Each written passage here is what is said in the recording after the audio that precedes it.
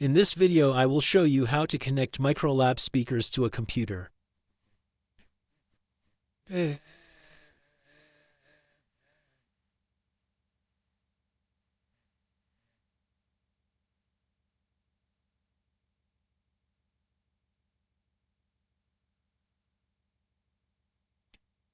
Now connect your audio cable between the computer and the Microlab speaker.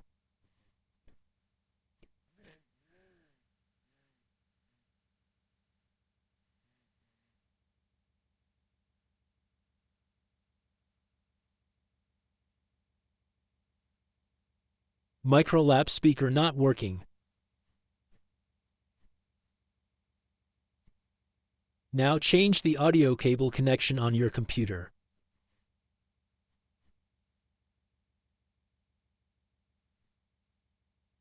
Now click on the Windows icon.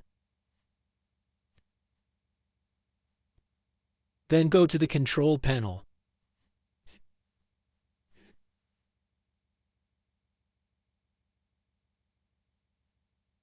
Now click on the Sound button and enable your speakers.